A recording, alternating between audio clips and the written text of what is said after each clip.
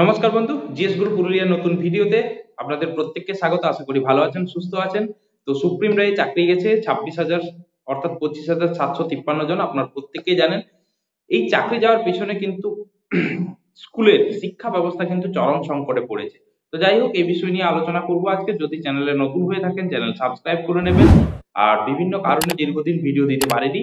তো দেখুন, এই শিক্ষা ব্যবস্থাকে বাঁচিয়ে রাখতে সরকার কিন্তু বিভিন্ন পদ্ধতি অবলম্বন করছেন।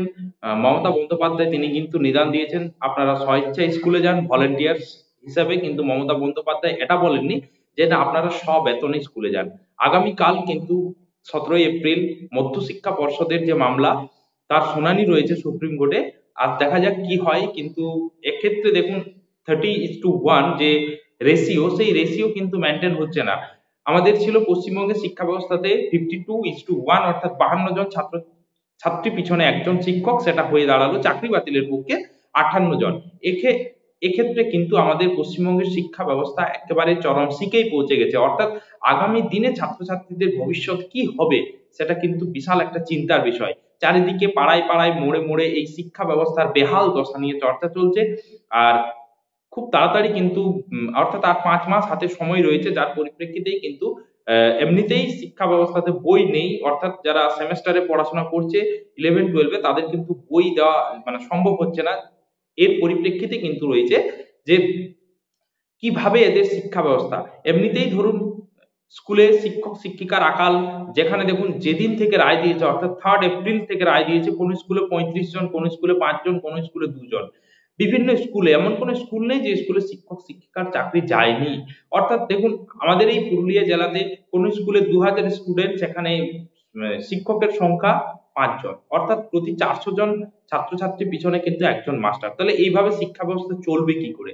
অর্থাৎ রাজ্য সরকার বা স্কুল শিক্ষা দপ্তর বিভিন্ন পরিকল্পনা ভাবছেন। তো তার মধ্যে একটা পরিকল্পনা হচ্ছে যে স্কুলের শিক্ষা ব্যবস্থা নাকি ক্লাস্টার সিস্টেমে চলবে। তো এই ক্লাস্টার সিস্টেমটা কেমন আপনারা জানুন।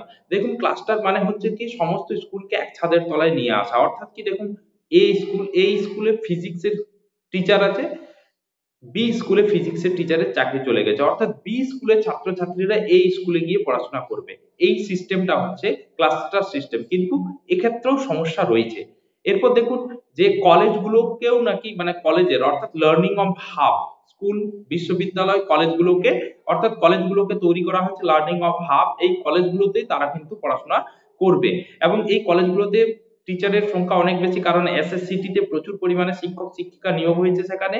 তো সেক্ষেত্রে লার্নিং অফ হাব অর্থাৎ কলেজগুলোতেও পড়াশোনা করা হবে। তো এখানে কলেজের ল্যাবরেটরি রয়েছে, সেখানে তারা হাতে কলমে শিখবে। অর্থাৎ এটা হচ্ছে হাব স্পোক সিস্টেম যেটাকে বলা হচ্ছে। তো এইভাবে তাদেরকে ক্লাস্টার সিস্টেমে পড়াশোনা করা হবে। কিন্তু এখানে দেখুন এর সমস্যাটা কোথায়।